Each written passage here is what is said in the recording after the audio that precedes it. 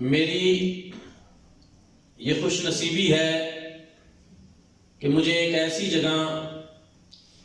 حاضری کا شرف نصیب ہو رہا ہے جہاں حضور پیر سیال لجپال نے قدم رنجہ فرمایا، اور قبلہ پیر صاحب کی موجودگی سے یقیناً مجھے ایک حوصلہ اور ایک ہمت ملی۔ آپ جیسی ہستیاں ہمارے لیے صاحبان رحمت ہیں، آپ کی محبتوں اور شفقتوں کے سائے میں مجھ ایسا ناچیز، کم علم، ذرا بے مقدار آج یہاں حضور پیران پیر دستگیر محبوب سبحانی قطب ربانی شہباز لامکانی محی الدین الشیخ عبدالقادر جیلانی رضی اللہ تعالیٰ عنہ آپ کی بارگاہ میں ہدیہ عقیدت پیش کرنا چاہتا ہے،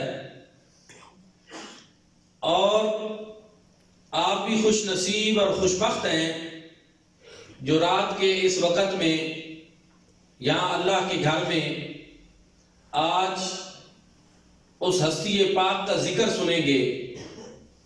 کہ جو پیران پیر بھی ہیں اور پیر دستگیر بھی ہیں۔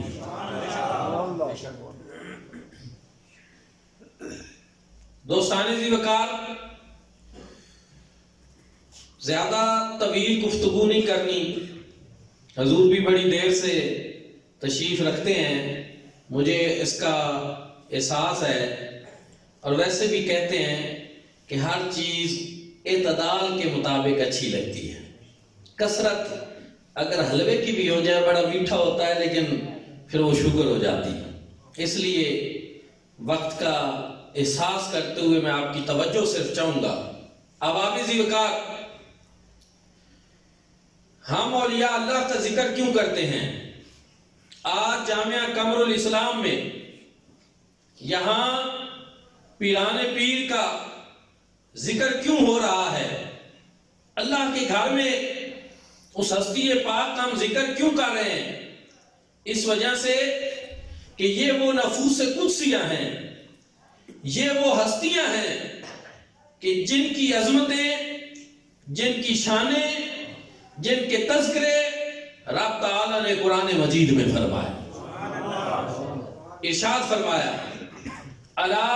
ان اولیاء اللہ لا خوف علیہم ولا هم یحزنون۔ فرمایا خبردار، بے شک جو میرے دوست ہیں انہیں نہ کوئی خوف ہے اور نہ کوئی غم ہے۔ علماء کرام جانتے ہیں الا حرف تنبیہ ہے، یہ خبردار کرنے کے معنی میں آتا ہے۔ یہ تنبیہ اپنوں کو بھی ہے، یہ تنبیہ غیروں کو بھی ہے۔ اپنوں کو اس طرح کہ اگر تم اپنے ہو کر بھی میرے دوستوں، میرے یاروں اور میرے ولیوں کے ساتھ عداوت رکھو گے تو دولت ایمان سے محروم ہو جاؤ گے۔ اور غیروں کو یہ تنبیہ اس طرح ہے کہ اگر تم میرے دوستوں، میرے یاروں اور میرے ولیوں کو چھیڑو گے تو پھر تمہارا انجام فرعون کی طرح ہوگا، نمرود کی طرح ہوگا، قارون کی طرح ہوگا۔ اور اس پہ حدیث قدسی بھی شاہد عادل ہے، مصطفیٰ کریم صلی اللہ علیہ وآلہ وسلم کی زبان سے رب کا یہ فرمان، من عاد لی ولیا فقد اذنتہ بالحرب۔ رب تعالیٰ نے فرمایا کہ جو میرے ولیوں سے عداوت رکھے میں رب ہو کر اسے اعلان جنگ کرتا ہوں۔ سبحان اللہ۔ اس انداز سے فرمایا الا حرف تنبیہ، پھر فرمایا ان، شک کو دور کرنے کے لیے آتا ہے، ان تاکید کے لیے آتا ہے۔ قرآن مجید فرقان حمید میں کوئی کسی قسم کا شک ہے؟ ذرا بولیں۔ قرآن پاک یہ وہ کتاب ہے جس کے آغاز میں، جس کے شروع میں رب تعالیٰ نے اعلان فرما دیا الف لام میم ذالک الکتاب لا ریب فیہ، الف لام میم یہ وہ بلند رتبہ کتاب ہے کہ اس میں شک و شبہ کی کوئی گنجائش ہی نہیں ہے۔ پھر سوال پیدا ہوا، باری تعالیٰ اگر تیری اس کلام میں شک نہیں تو پھر تو یہاں کیوں فرما رہا ہے الا ان، خبردار بے شک، یہاں ایسے الفاظ کیوں ذکر کیے جا رہے ہیں، ایسے موتی کیوں پڑھے جا رہے ہیں؟ مفسرین کرام کہتے ہیں کہ رب تعالیٰ کے کلام میں شک نہیں، لیکن پھر بھی انا ذکر کرنے کا مقصد یہ ہے کہ رب تعالیٰ اس کے بعد جس چیز کا ذکر فرما رہے ہیں اس ذکر کی اہمیت کو اجاگر کرنا مقصود ہے۔ فرمایا چونکہ میں اپنے دوستوں اور اپنے یاروں کا ذکر قرآن جیسی عظیم کتاب میں کر رہا ہوں تو پھر میں سادہ لفظوں سے نہ کروں، عام انداز میں نہ کروں، بڑے اہتمام اور انصرام کے ساتھ رب تعالیٰ نے اپنے محبوب بندوں کا ذکر قرآن میں فرمایا۔ فرمایا الا ان اولیاء اللہ، خبردار بے شک جو میرے دوست ہیں لا خوف علیہم ولا هم یحزنون، انہیں نہ کوئی خوف ہے اور نہ کوئی حزن ہے۔ خوف کس چیز کا ہوتا ہے کہ کوئی ایسی صورتحال درپیش نہ آ جائے جو انسان کے لیے ناپسندیدہ ہو۔ حزن کس چیز کو کہتے ہیں کہ کوئی ایسی پیاری چیز وہ کھو نہ جائے جو انسان کو پسندیدہ ہو۔ فرمایا جن کو میں اپنا دوست بنا لیتا ہوں، جو میرے ولی بن جاتے ہیں، پھر میں ان کو کبھی بھی کوئی ایسی صورتحال بھی پیش نہیں آنے دیتا جو ان کے لیے ناپسندیدہ ہو، اور کبھی ان کے ہاتھ سے کوئی ایسی چیز جانے نہیں دیتا جو ان کو پسند ہو۔ یعنی ہر پسندیدہ چیز اللہ والوں کے پاس ہوتی ہے اور ہر ناپسندیدہ چیز اللہ والوں سے دور کر دی جاتی ہے۔ فرمایا لا خوف علیہم ولا هم یحزنون۔ دوستو اس میں اولیاء جمع کا صیغہ ہے اور سارے ولی اس میں مراد ہیں جو بھی اللہ کے دوست ہیں اور ولی ہیں۔ عمومی ذکر ہے اولیاء کا، کسی کو خاص نہیں کیا گیا۔ لیکن آج جس ہستی کا ہم ذکر کر رہے ہیں جماعت اولیاء میں، یہ وہ ہستی پاک ہیں کہ جن کی ولایت کبریٰ کے اوپر، جن کی غوثیت کبریٰ کے اوپر تمام اولیاء اللہ کا بھی اجماع ہے اور تمام بعد میں آنے والی امت کا بھی اجماع ہے، چاہے حنفی ہوں، شافی ہوں، مالکی ہوں، حنبلی ہوں، یا سلاسل طریقت میں چشتی ہوں، قادری ہوں، سروردی ہوں، شاذلی ہوں، جو بھی طریقت کا کوئی سلسلہ ہے، سب کا اس بات پہ اجماع ہے کہ حضور سیدنا غوث العظم عبد القادر جیلانی پیران پیر ہیں۔ اگر عمومیت کے ساتھ اولیاء اللہ کا ذکر کرنا، رب تعالیٰ نے اس کو قرآن کے اندر بیان کیا، اور جب ہم یہ آیت قرآن کی پڑھتے ہیں ہمیں اجر ملتا ہے، ثواب ملتا ہے، تو پھر حضور پیران پیر کا دستگیر کا جو تذکرہ ہے جب ہم خصوصیت کے ساتھ کریں گے تو رب تعالیٰ کی کتنی رحمتوں کا نزول ہوگا۔ حدیث پاک میں ہے اِنْدَ ذِكْرُ الصَّالِحِينَ تَتَنَزَّلُ عَلَيْهِمُ الرَّحْمَةُ، فرمایا جہاں میرے نیک بندوں کا ذکر ہوتا ہے وہاں پر میری رحمتوں کا نزول ہوتا ہے۔ دوسری روایت میں اِنْدَ ذِكْرُ الصَّالِحِينَ تَتَنَزَّلُ عَلَيْهِمُ الْمَلَائِكَةُ، فرمایا جہاں میرے نیک بندوں کا تذکرہ ہوتا ہے وہاں پر ملائکہ کا بھی نزول ہوتا ہے۔ احباب ذوالفقار، تو آج جس ہستی پاک کے ذکر کے لیے ہم جمع ہوئے ہیں، آپ کے قصیدہ غوثیہ کا ایک شعر میں نے خطبہ کے ساتھ ہی پڑھ دیا، اسی پہ اپنی ساری بات اور توجہ مرکوز کرنا چاہتا ہوں۔ حضور سیدنا غوث العظم عبد القادر جیلانی قصیدہ غوثیہ میں فرماتے ہیں کل ولی اللہ لہو قدم وانی علی قدم النبی بدر الکمالی، فرمایا ہر ولی کسی نہ کسی نبی کے قدم پر ہوتا ہے، اور میں جو کمالات کے بدر منیر ہیں مصطفیٰ کریم صلی اللہ علیہ وآلہ وسلم ان کے قدموں پہ۔ یہ اس لیے میں نے بیان کیا کہ اس پہ قرآن کی نصوص بھی ہیں، مصطفیٰ کریم کے فرامین بھی ہیں، اور بہت ساری چیزیں ہیں جو اس بات کی اہمیت کو واضح کرتی ہے۔ وقت نہیں، میں صرف ایک چیز پیش کر دیتا ہوں، قُلْ إِن كُنتُمْ تُحِبُّونَ اللَّهَ فَاتَّبِعُونِي يُحْبِبْكُمُ اللَّهُ، فرمایا کہ اگر تم اللہ سے محبت کے دعوے دار ہو میری اتباع کرو، اللہ تمہیں اپنا محبوب بنا دے گا۔ اتباع کہتے ہیں کسی کے نقش قدم پہ اس کے پیچھے پیچھے چلنا، جن قدموں پہ وہ چل رہا ہو وہیں پہ اپنے قدم رکھنا، اس کو اتباع کہتے ہیں، اور اس کا نتیجہ محبوب خدا بننا ہے، اور یہ قرآن بتا رہا ہے۔ تو اگر آج ہم کہتے ہیں کہ پیران پیر کیا ہیں؟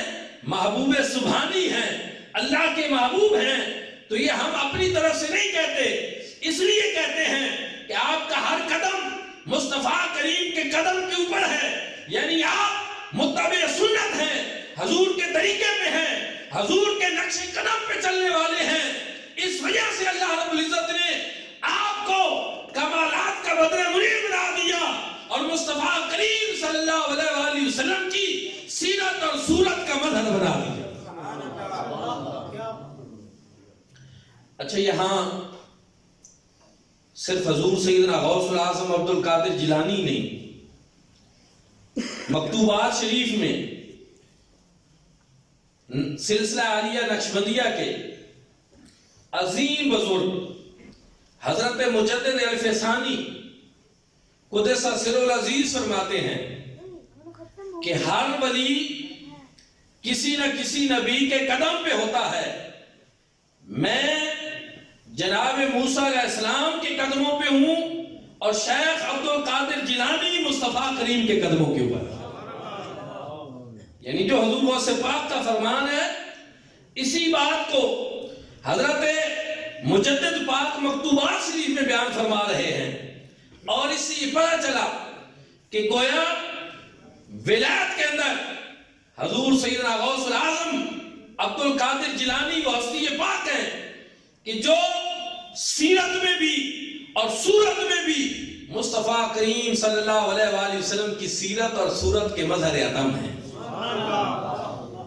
حضور علیہ السلام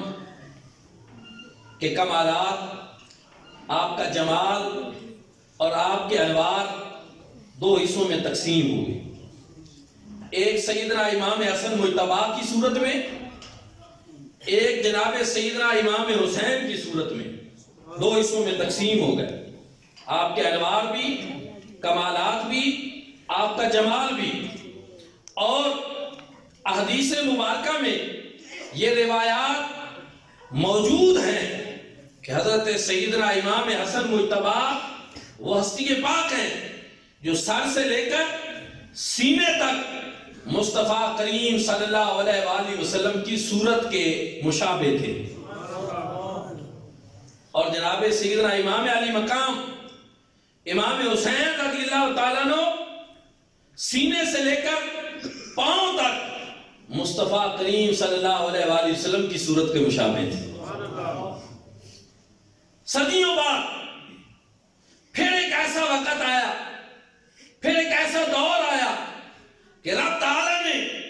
وہ انوار، وہ کمالات، وہ جمال جو دو حصوں میں تقسیم ہو چکا تھا، ایک حسنی سادات میں اور ایک حسینی سادات میں،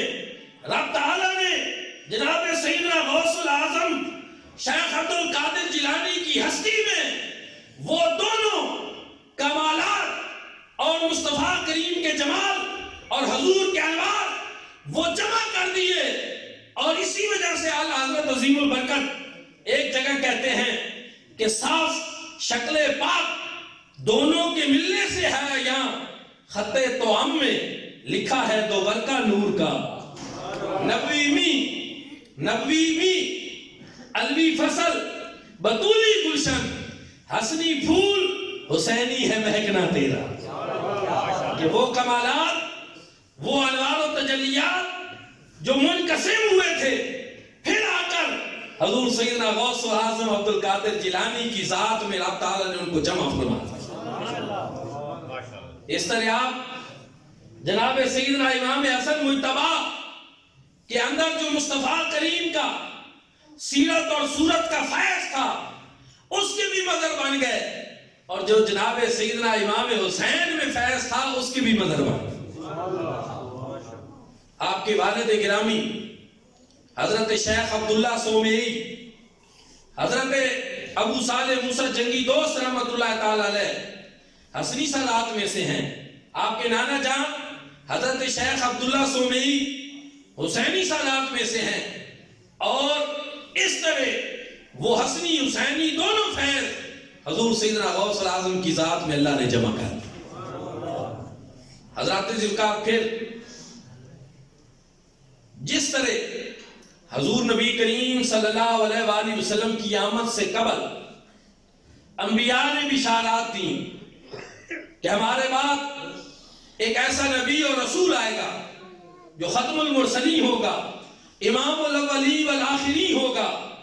تو حضور سیدنا غوث الاعظم بھی وہ ہستی ہیں، چونکہ آپ مصطفیٰ کریم کے قدموں پہ ہیں، سیرت اور صورت کے مظہر اتم ہیں، تو پھر آپ بھی وہ ہستی ہیں کہ جن کے لیے اولیاء اللہ جو آپ سے پہلے گزر چکے تھے وہ بشارات دے گئے۔ حضرت شیخ منصور بطحائی نے آپ کی بشارت دی، حضرت شیخ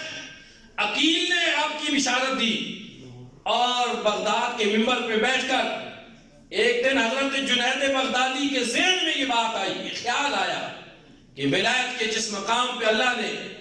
مجھے فیض کر دیا ہے، کیا میرے بعد بھی کوئی ایسا بندہ ہوگا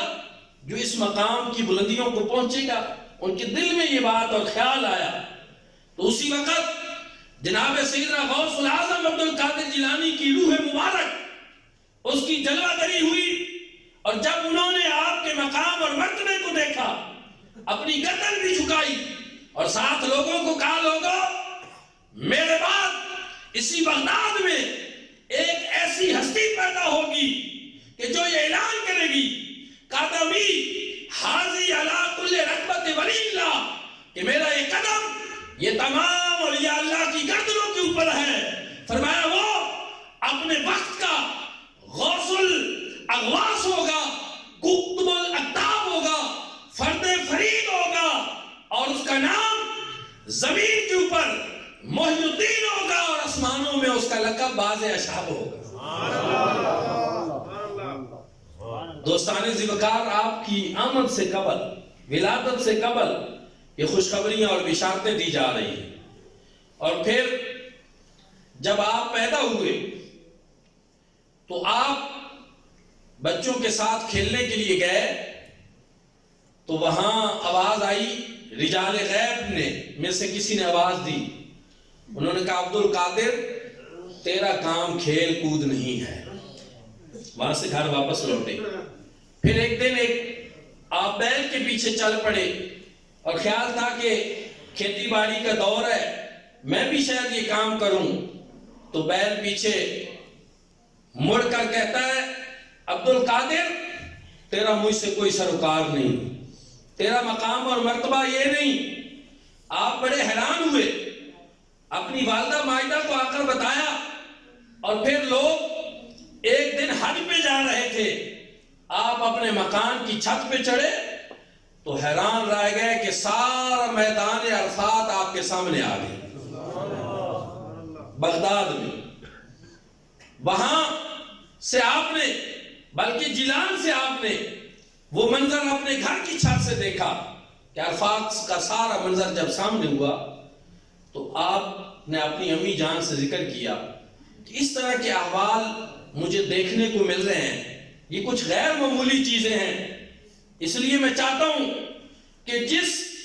مشن اور مقصد کی طرف مجھے متوجہ کیا جا رہا ہے میں وہ کام کروں۔ اور آپ مادرزاد ولی تھے، آپ کی ولادت کی بشارتیں پہلے سنائی جا رہی تھی، لیکن پھر بھی امی جان سے عرض کرتے ہیں میں حصول علم کے لیے جانا چاہتا ہوں۔ آپ کی امی جان بتاتی ہیں کہ جب عبد القادر میرے بطن اقدس میں تھا اور مجھے چھینک آتی تھی، میں کہتی الحمدللہ، تو میرے پیٹ سے آواز آتی تھی یرحمک اللہ۔ اس شان کا حامل وہ چاہتا کیا ہے کہ میں علوم ظہری حاصل کروں، کیوں؟ اس لیے کہ آپ محی الدین تھے، مصطفیٰ کریم صلی اللہ علیہ وآلہ وسلم کے دین کو زندہ کرنے والے تھے، اور آپ مجدد بھی تھے، اور آپ پیران پیر بھی تھے، اور آپ یہ چاہتے تھے کہ دنیا بھر کے پیروں کے سامنے میں ایسا اپنا اسوہ رکھوں، ایسا اپنا طریقہ رکھوں کہ ایک مادرزاد ولی کو بھی شریعت کا ظاہری علم سیکھنا ضروری ہوتا ہے۔ امی جان سے جب اجازت لی تو انہوں نے اجازت دے دی، بغداد پہنچے مدرسہ نظامیہ میں، وہاں صورتحال یہ پیش آئی کہ وہاں پہ قحط سالی ہو گئی، اور یہ میں تھوڑا سا اس بات کو اس انداز میں ذکر کرنا چاہتا ہوں کہ آپ حضور نبی کریم صلی اللہ علیہ وآلہ وسلم کے مکی دور کو بھی دیکھیں، شیب ابو طالب کی گھاٹی دیکھیں، وہاں پہ فاقہ مستیاں دیکھیں، اور یہاں بھی بغداد میں جب آپ گئے تو وہاں پہ فاقے چل رہے تھے۔ آپ فرماتے ہیں کہ ایک سال میں نے درختوں کے پتے کھا کر گزارا کیا، پھر فرماتے ایک سال میں نے پانی پی کر گزارا کیا، اور فرماتے ایک سال تو ایسا آیا کہ نہ کچھ میں نے کھایا اور نہ کچھ پیا۔ اب اس پہ جو ہے قبلہ حضرت صاحب آج جب ہم بیٹھے تھے تو کچھ ارشادات بزرگوں کے فرما رہے تھے، اور ساتھ اس تشویش کا اظہار بھی فرما رہے تھے کہ اگر آج ہم ایسی باتیں اپنے لوگوں میں کریں تو لوگ پتہ نہیں ہمیں کیا کہیں گے کہ یہ پتہ نہیں کہاں سے اللہ والوں کی ایسی باتیں نکالتے ہیں جن کو عقل نہیں مانتی، لیکن وہ حقیقت سے ہوتی ہیں۔ حقیقت یہی ہے کہ اگرچہ ایک سال کسی کا ذہنی طور پر کھانا کھائے بغیر زندہ رہنا یہ ممکن نہیں ہے، لیکن وہ کہ جو اپنے وجود کو رب تعالیٰ کی محبت میں فنا کر چکے ہوں اور اس مقام پہ پہنچ چکے ہوں کہ جن کا یہ فانی وجود یہ نورانیت میں بدل گیا ہو، تو پھر ان کی غذا یہ زہری لقمے نہیں ہوتے، ان کی غذا رب تعالیٰ کے انوار و تجلیات کا مشاہدہ ہوتی ہے۔ اور حضور علیہ السلام نے جیسے صحابہ کو ارشاد فرمایا تھا کہ جب سوم وصال رکھے کہ ہوا یطعمونی ویسقی، کہ میرا رب مجھے کھلاتا بھی ہے اور پلاتا بھی ہے۔ یہاں حضرت سیدنا غوث العظم عبد القادر جیلانی کے ساتھ بھی ایسا ہوا کہ آپ بیٹھے تھے، نفس چیخ رہا تھا الجو الجو الجو، مجھے کھانا کھلاؤ، اور آپ نفس کو دبا رہے تھے، میں نے نہیں کھلانا، میں نے نہیں کھلانا، جب تک اللہ رب العزت تیرے منہ میں لقمہ خود نہ ڈلوائے میں نے نہیں کھلانا۔ یہ بھی ایک مقام ہے، ہمیں بھوک لگتی ہے، ہم کھانے پہ ٹوٹ پڑتے ہیں، اپنا نہ ملے تو کسی کا کھا جاتے ہیں، لیکن وہاں یہ بات نہیں، وہاں صبر ہے اور ڈٹے ہوئے ہیں، نفس کو کہہ رہے ہیں میں نے تجھے کھانا نہیں کھلانا، تو بے شک چیختا رہے، جو کرتا رہے، جب تک کہ رب تعالیٰ تجھے خود نہ کھلائے میں نے نہیں کھانا۔ وہاں سے ایک بزرگ حضرت قاضی ابو سعید المخزومی اور المخرمی بھی جن کو کہا جاتا ہے، پاس سے گزر رہے تھے، نوجوان کو دیکھا اور صاحب کشف تھے، یہ لڑائی بھی انہوں نے دیکھی نفس کے ساتھ کہ اچھا اس مقام پہ نفس کہتا ہے کھانا کھلاؤ، روکے ہوئے میں نے نہیں کھلانا جب تک رب تعالیٰ خود تیرے منہ میں نہ ڈالے، یہ اس کی مرضی ہے، وہ تجھے کھلا دے، میں نے نہیں کھلانا۔ شیخ آگے بڑھے، اٹھا کر سینے سے لگایا اور اپنے گھر لے گئے، اپنے ہاتھوں سے کھانا بھی کھلایا، خرقہ سے بھی نوازا، اور اپنی صاحبزادی کا نکاح بھی آپ سے فرمایا۔ دوستان ذکر وہ آپ کے پیر و مرشد حضرت قاضی ابو سعید المخزومی، وہ بھی اس مقام پہ پہنچے ہوئے تھے کہ پاس سے گزرتے ہوئے صرف ایک نوجوان کے ظاہر کو نہیں دیکھا نوجوان کے باطن کو دیکھا اور اس کے دل میں جو خیال پیدا ہو رہا تھا اس خیال کو بھی دیکھا بھی سمجھا بھی اور اس کے مطابق جو ہے چونکہ شیخ کی بات تو یہ تھی کہ خود نہیں کھلانا رب کھلا دے تو ٹھیک ہے تو پھر انہوں نے رب تعالیٰ کی طرف سے شیخ کو وہ کھانا پیش کر دیا۔ دوستان ذوالفقار یہ باتیں جو ہیں یہ ان ہستیوں کی ہیں کہ جو نفس کشی میں اس مقام پہ فیض تھے۔ ایک مرتبہ آپ بیان فرما رہے تھے، ایک شخص آپ کے پاس آیا اور اس نے آ کر کہا کہ حضور جو آپ کا تجارتی سامان کا قافلہ ہے وہ جہاز ڈوب گیا اور سامان ضائع ہو گیا۔ آپ نے فوراً ہی پڑھا الحمدللہ، پہلے نگاہ اپنے دل کی طرف ڈالی اور فرمایا الحمدللہ۔ تھوڑی دیر بعد ایک اور شخص آیا، اس نے کہا حضور مبارک ہو، جو آپ کے سامان والا جہاز تھا وہ تو باخیر و عافیت پہنچ گیا، یہ کوئی اور جہاز تھا۔ آپ نے دل کی طرف نگاہ ڈالی، فرمایا الحمدللہ۔ تھوڑی دیر کے بعد کسی نے پوچھا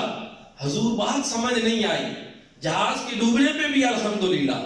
اور جہاز کے بچ جانے پہ بھی الحمدللہ، حالانکہ بچ جانے پہ تو الحمدللہ کی سمجھ آتی ہے، ڈوب جانے پہ بھی الحمدللہ، بچ جانے پہ بھی الحمدللہ۔ فرمایا جب مجھے پہلے خبر ملی کہ آپ کا جہاز ڈوب گیا ہے، میں نے دل کی طرف نگاہ ڈالی اور میں نے دیکھا کہ یہ میرا دل یہ بدستور یاد الہی میں مستغرق تھا اور متوجہ اللہ تھا، اور اس کی حالت میں کوئی تبدیلی جب نہ آئی، یہ خبر سن کر بھی تو میں نے کہا الحمدللہ۔ اور پھر جب دوبارہ مجھے بتایا گیا کہ جہاز بچ گیا ہے، مال اسباب بچ گیا ہے، تو پھر میں نے دل کی طرف نگاہ ڈالی اور میں نے دیکھا کہ اس کو کوئی خوشی نہیں ہوئی اور یہ بدستور مستغرق اللہ ہے۔ وہ حضرت اقبال نے بھی اسی لیے کہا تھا ہے عاشقی میں رسم سب سے الگ بیٹھنا، بت خانہ بھی حرم بھی کلیسا بھی چھوڑ دے، اور کسی نے یوں بھی کہا تھا کہ ہاتھ کار والے دل یار والے نالے چرخا کتاں نالے یاد کر۔ دل کے معاملات کہ ظاہری طور پر وہ لوگوں سے باتیں بھی کر رہے ہوتے تھے، لیکن دل کی کیفیت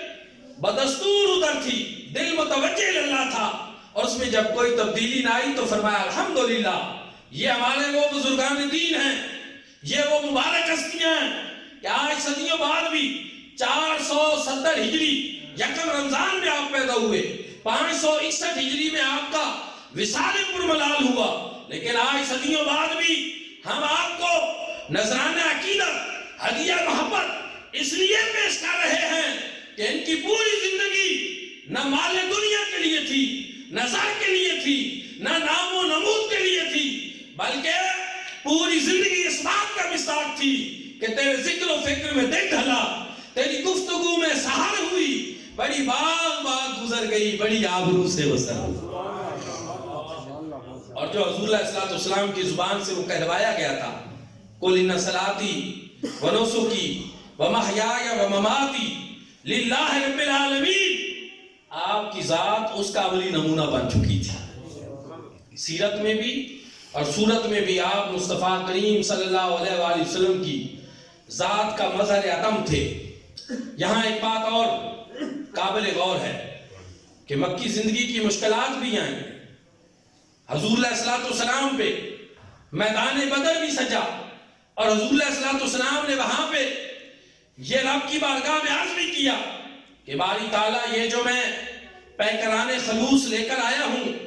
اگر آج یہ نہ رہے ان میں سے تو پھر تیرا نام لیوا کوئی نہیں رہے گا۔ تو رب نے یہ نہیں فرمایا کہ محبوب تم کیا کہہ رہے ہو، میں ان اللہ علی کل شیء قدیر ہوں، میں اور پیدا کر دوں گا، نہیں، فرمایا میرا محبوب آج مقام نیاز پہ نہیں، جب طیف میں پتھر مارے جا رہے تھے مقام نیاز تھا، جب مصطفیٰ کریم کو مکے کے اندر ستایا جا رہا تھا وہ مقام نیاز تھا، بدر میں آج میرا محبوب مقام نیاز پہ نہیں، آج مقام ناز پہ کھڑا ہے۔ آج ہم محبوب کی ناز برداریاں کریں گے۔ فرمایا محبوب پریشان ہونے کی ضرورت نہیں، یہ سدرۃ المنتہا یہ بھی آپ کی چھاونی ہے، یہ جبریل بھی آپ کا سپاہی ہے، یہ میکائیل بھی آپ کا سپاہی ہے، یہ اسرافیل بھی آپ کا سپاہی ہے، یہ اسرائیل بھی آپ کا سپاہی ہے۔ ہم 1000 بھیج دیں گے، 3000 بھیج دیں گے، 5000 بھیج دیں گے، یہ سارے ملائکہ آپ کے لشکری اور سپاہی بنا کر بھیج دیں گے۔ اسی طرح حضور غوث پاک جو وہاں عراق کے اندر جو بادشاہوں کے محلات اب کھنڈرات میں بدل چکے تھے، وہاں آپ جاتے تھے، پتے بھی کھاتے تھے، مشکلات بھی برداشت کرتے تھے، وہ آپ کا مقام نیاز تھا۔ اور پھر جب بغداد کے منبر پہ کھڑے ہو کر آپ یہ اعلان کر رہے تھے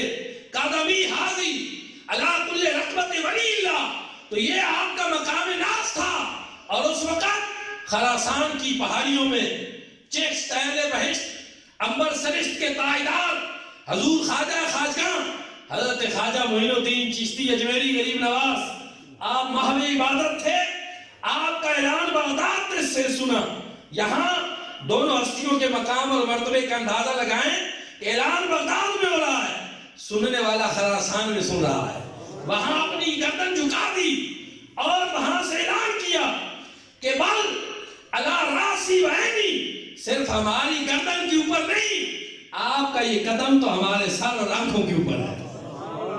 حضور سیدنا غوث الاعظم نے بغداد میں جب یہ آپ کی تواضع دیکھی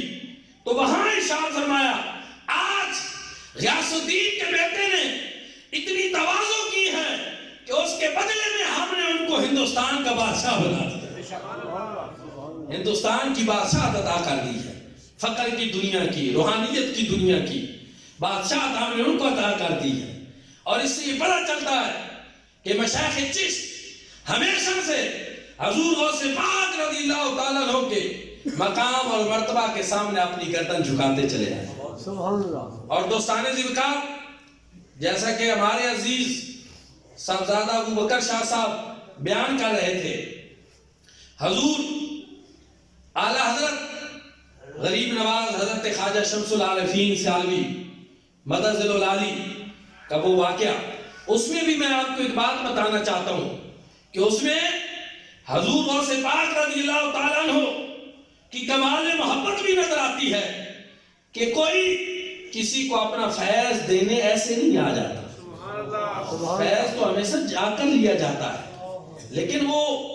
ایک محبت تھی اس سلسلہ کے ساتھ اور اس ہستی کے ساتھ۔ لیکن یہاں دوسری بات بھی دیکھیں، شیخ نے بھی، ہمارے شیخ نے بھی، جن کے ہم بھی غلاموں میں سے ہیں، جن کے ادنا غلاموں میں سے ہیں، اس نے بھی ہمیں ایک چیز بتائی کہ فیض بے شک جہاں سے بھی آ رہا ہو، لینا اپنے مرشد کے در سے چاہے۔ سبحان اللہ، سبحان اللہ۔ اس میں ایک پیغام تھا، اس میں ایک بات تھی کہ ٹھیک ہے، فیض دینے والی ہستی حضور سیدنا غوث الاعظم عبد القادر جیلانی کی ہستی ہے، لیکن ہر مرید کے لیے اس کا شیخ وہ جس مقام پہ ہوتا ہے، مرید اپنے شیخ سے بڑا اور کسی کو نہیں سمجھتا، اور یہی سمجھنا چاہیے۔ ایک مرید صادق جو ہوتا ہے اس کے لیے اپنے شیخ کا مقام اور مرتبہ ہونا چاہیے، اور اس کو جہاں سے بھی کہیں سے کوئی فیض ملے تو وہ یہ سمجھے کہ یہ کسی اور کی نہیں، یہ میرے شیخ کی میرے اوپر عطا ہے۔ سبحان اللہ، سبحان اللہ۔ چونکہ مقام اور مرتبہ جو ہے یا ایسی چیزیں جو ہیں یہ امانت ہوتی ہیں، یہ کہیں کسی کے پاس ہوتی ہیں، اور امانتیں ان کے اہل لوگوں کو لوٹائی جاتی ہیں۔ تو یہ درود کبریت احمد شریف کا وظیفہ جو ہے، یہ حضور سیدنا غوث الاعظم عبد القادر جیلانی نے بھی اگر حضور پیر سیال کو دیا ہے تو آپ کو بھی معلوم تھا کہ میرے پاس فیض کا یہ جو ایک سلسلہ ہے، اگر یہ کوئی اس کا اہل ہے تو وہ یہ ہستی پاک ہے۔ ان کو نوازنا چاہیے، ان کو دینا چاہیے، حالانکہ صدیوں پہلے بھی بڑے بزرگ گزرے ہیں، لیکن وہ بات، وہ مقام اور وہ چیز آپ کو نظر یہاں آئی کہ جو اس امانت کے اہل ہیں، جو اس کو سنبھالیں گے اور اس پہ پہرا دیں گے اور اس محبت کو عام کریں گے۔ آج بھی حضور کے جو وظائف شریف ہیں ان میں درود کبریت احمر شریف موجود ہے. اور یہ کبریت احمر، کبریت کہتے ہیں جلانے والی چیز کو، احمر کہتے ہیں سرخ کو. کہ جس طرح ایک سرخ پتھر ہوتا ہے جو آگ جلانے کے لیے لوگ پتھروں پہاڑوں میں ڈھونڈتے ہیں اور اس کو پتھر میں مارتے ہیں تو آگ جل اٹھتی ہے. درود کبریت احمر شریف گویا یہ وہ درود ہے جو پڑھنے والے کے دلوں میں محبت الہی کی آگ کو روشن کر دیتا ہے. جس طرح آگ جلانے کے لیے اس پتھر کی ضرورت ہوتی ہے، تو اسی طرح مریدوں کے دلوں میں محبت الہی کی آگ جلانے کے لیے درود کبریت احمر شریف بتایا جاتا ہے. حضرات عزیز وقار، آخری بات میں ادھر سمیٹنا چاہتا ہوں اور اس طرف آنا چاہتا ہوں کہ جس طرح حضور سے پاک رضی اللہ تعالیٰ عنہ مقام محبوبیت پر فیض تھے، اتباع مصطفیٰ کی وجہ سے، اطاعت مصطفیٰ کی وجہ سے، حضرت مجدد نے بھی بیان کیا کہ میں بھی ایک نبی کے قدموں پہ ہوں. یہاں میں یہ ضرور عرض کروں گا، چونکہ یہ جس جگہ پہ ہم موجود ہیں یہ ادارہ وہ ہے جو حضور پیر سیال کا ادارہ ہے، یہاں آپ کے قدم لگے، آپ کے نام کے اوپر. تو حضور شیخ الاسلام والمسلمین حضرت خواجہ محمد قمر الدین سیالوی غریب نواز ہوں، حضور مجاہد اعظم حضرت خواجہ محمد ضیاء الدین غریب نواز ہوں، اور حضرت خواجہ محمد دین ثانی غریب نواز ہوں، یا حضرت اعلیٰ حضور خواجہ شمس العارفین سیالوی غریب نواز دامت برکات القدسیہ ہوں. جتنی یہ ہستیاں ہیں میں اللہ کے گھر میں کھڑے ہو کر پورے وثوق کے ساتھ کہہ رہا ہوں، پورے یقین کے ساتھ کہہ رہا ہوں کہ ان میں سے ہر ہستی جو ہے وہ مصطفیٰ کریم صلی اللہ علیہ وآلہ وسلم کی اتباع کرنے والی تھی، حضور کی اطاعت کرنے والی تھی اور حضور کی سنتوں پر عمل کرنے والی تھی. اور اسی لیے آج ہم یہ کہتے ہیں اور پیر سیال کا غلام ہونے کی وجہ سے بڑے فخر سے یہ کہتے ہیں کہ وہ جن کی ہر ادا سنت مصطفیٰ ایسے پیر طریقت پہ لاکھوں سا. دوستان ذوقار، یہ آج یہاں حضور پیر سیال کا ڈنکا ایسے ہی نہیں بج رہا. یاد رکھیں، جس کی بھی بگڑی بنی ہے، جس کا بھی نام بلند ہوا ہے، جس کو بھی اللہ نے مقام دیا ہے، وہ اتباع مصطفیٰ کریم صلی اللہ علیہ وسلم کی. آج دنیا میں حضور پیر سیال کا جو فیض ہے وہ آستانہ عالیہ مکان شریف کی صورت میں بھی موجود ہے، آستانہ عالیہ گولڑا شریف کی صورت میں موجود ہے، آستانہ عالیہ بیرا شریف کی صورت میں موجود ہے، جلال پور شریف کی صورت میں موجود ہے. اور فیض تو اتنا عام ہو چکا ہے کہ میں اگر سارے نام لوں تو بہت طویل ایک فہرست ہے. تو یہ فیض اس وجہ سے ہے کہ یہ وہ فیض ہے جو گنبد خضرا سے ہوتے ہوئے، بغداد سے ہوتے ہوئے اجمیر شریف پہنچا، اور اجمیر شریف سے پاک پتن سے ہوتے ہوئے پیر سیال لجپال تک پہنچا، اور پھر وہاں سے یہ فیض مختلف کرنوں کی صورت میں جو ہے پھیل گیا. یہ ساری گنبد خضرا کے جو سراج منیر ہیں، جو آفتاب عالم تاب ہیں، جو آفتاب رسالت ہیں، یہ سارے آستانے اسی فیض کی کرنیں ہیں، یہ اسی کی روشنی ہے. یہ سارا فیض گنبد خضرا کے مکین کا ہے. تو دوستان ذوقار، آپ اور میں، ہم سب کے لیے اس میں پیغام یہ ہے کہ جس طرح حضور غوث پاک نے بھی اپنی زندگی دین سیکھنے کے لیے گزاری، پھر آپ نے دین پڑھایا، 30 سال تقریباً مسند تدریس پہ بیٹھے اور پڑھاتے تھے، وعظ کرتے تھے، خطبہ بھی دیتے تھے، اور آپ کے وعظ کے اندر جو تاثیر تھی وہ آپ نے سن رکھی ہے. کئی لوگ رب تعالیٰ کی محبت میں وہاں اپنی جان پیش کر دیتے تھے. آپ کے آخری ایک واقعہ، چونکہ وہ نعت خان صاحب نے بھی ایک زبردستی کلام سنایا ہمیں، تو ہم بھی ایک بات آپ عرض کر کے حضور کی اجازت سے میں اپنی بات ختم کرتا ہوں. حضور سیدنا غوث الاعظم وارث علوم مصطفیٰ بھی تھے اور وارث علوم علی المرتضیٰ بھی تھے. سبحان اللہ سبحان اللہ. یا حضور نے فرمایا سلونی اما شئتم یعنی مدینۃ العلم وعلی بابھا. حضرت مولا علی نے فرمایا سلونی اما شئتم. لیکن میرے بھائیوں اور دوستو، وہ علم جو مصطفیٰ کریم کا علم، جو مولا علی کرم اللہ وجہہ کا علم، جو حضور نے اپنے لعاب کے ذریعے علم لدنی کی صورت میں آپ کو عطا فرمایا، حضرت مولا علی نے بھی عطا فرمایا، پھر اس علم کا ڈنکا 4 دانگ عالم میں بجا. یہاں میں یہ کہنا چاہتا ہوں کہ استاد کے سامنے بیٹھ کر زانو تلمس طے کرنا یہ بھی ایک ضروری چیز ہے، لیکن صرف کتابوں سے علم نہیں آتا، مدرسوں سے نہیں آتا، کسی فیض والے کی نگاہ سے بھی علم آتا ہے اور ان کے اثر سے آتا ہے. اور میں یہ کہوں گا کہ کتابوں کا علم فتنوں کا باعث بن سکتا ہے، کتابوں کا علم گمراہی کا باعث بن سکتا ہے، لیکن جو صاحب نظر کی نظر سے دیا ہوا علم ہے وہ علم ہمیشہ علم نافع اور علم ہدایت ہی ہوتا ہے. سبحان اللہ ماشاءاللہ ماشاءاللہ. حضور نے علم دیا، حضرت مولا علی کرم اللہ وجہہ نے دیا، پھر آپ نے خطبہ شروع کیا. محدث، مشہور محدث ابن جوزی، بہت بڑے محدث فقیہ، اور اپنے علم پہ بڑا ناز بھی تھا. علم میں یہ بات ہے کہ یہ غرور و تکبر بھی لاتا ہے. پھر اوپر کسی اللہ والے کی نگاہ ہو تو عاجزی پیدا ہوتی ہے، تواضع، انکسار، جیسا حضور ضیاء میں تھا، جیسا حضور علامت العصر میں تھا. اگر میں یہ کہوں تو پھر تو حیرت والی بات ہے انتہائی کہ علم کے بحر ناپیدا کنار تھے حضور شیخ الاسلام والمسلمین غریب نواز. سبحان اللہ. آپ علوم و معرفت کے آفتاب علمدار تھے، لیکن جو سادگی اور جو عاجزی اور تواضع آپ کی ہستی میں تھی اس کی تو زمانے میں مثال ہی نہیں، ایسی بے مثال اور بے نظیر ہستی. لیکن دوستان ذی وقار، علم جو اللہ والوں کے فیض اثر سے ملے وہ عاجزی، تواضع اور انکساری پیدا کرتا ہے. حضور سیدنا غوث العظم کے ایک مرید لیکن ابن جوزی کے شاگرد تھے، ادھر بھی آتے تھے ادھر درس بھی اٹینڈ کرتے تھے. انہوں نے ابن جوزی کو کہا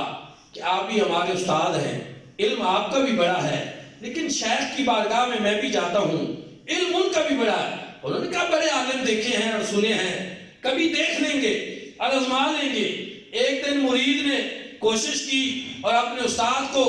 حضور سیدنا غوث العظم عبد القادر جیلانی کی بارگاہ میں لائے، اور وہاں پہ منظر یہ ہوتا تھا کہ ایک قاری صاحب کھڑے ہوتے تھے، قرآن کی ایک آیت پڑھتے تھے، پھر آپ اس کا ترجمہ اور تفسیر بیان کرتے، کبھی 2 اور کبھی 3، اس سے زیادہ نہیں. ہماری طرح لمبے خطبے نہیں، بات مختصر مگر پر اثر. تو پھر کیا ہوا؟ اسی طرح ہوا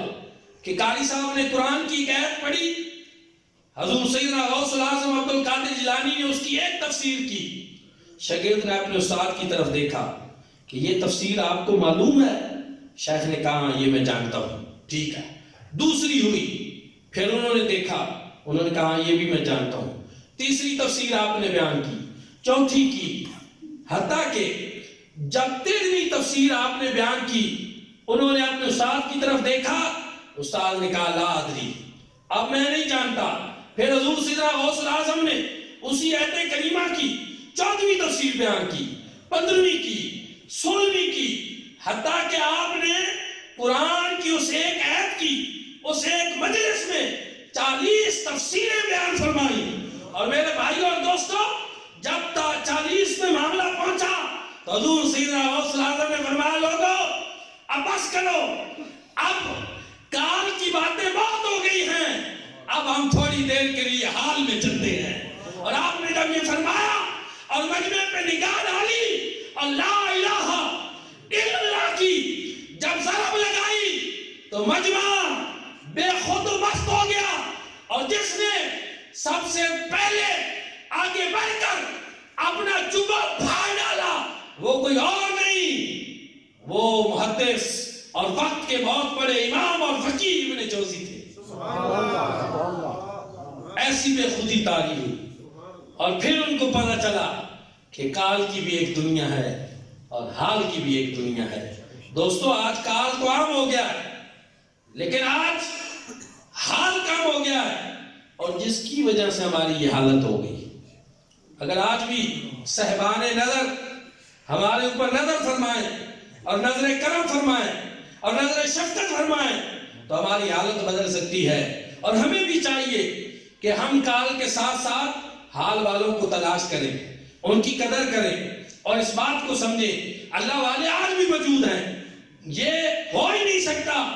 کہ اللہ والوں سے دنیا ختم ہو جائے، قیامت آ جائے، لیکن تلاش ضروری ہے، محبت ضروری ہے، طلب ضروری ہے۔ راہ طلب میں ہو جذبہ کامل جن کے پاس، خود ڈھونڈ لیتی ہے ان کو منزل کبھی کبھی۔ سچی طلب پیدا کرنا یہ ضروری ہے۔ تو اس لیے اب اسی پہ اتفاق کرتے ہیں کہ حضور سیدنا غوث العظم عبد القادر جیلانی وصی پاک ہے، جو ظاہر میں بھی اور باطن میں بھی، سیرت میں بھی اور صورت میں بھی مصطفیٰ کریم صلی اللہ علیہ وآلہ وسلم کی سیرت کا مظہر اتم تھے۔ کل ولی اللہ لہ قدم وانی علی قدم النبی بدر الکمالی صدق اللہ مولا۔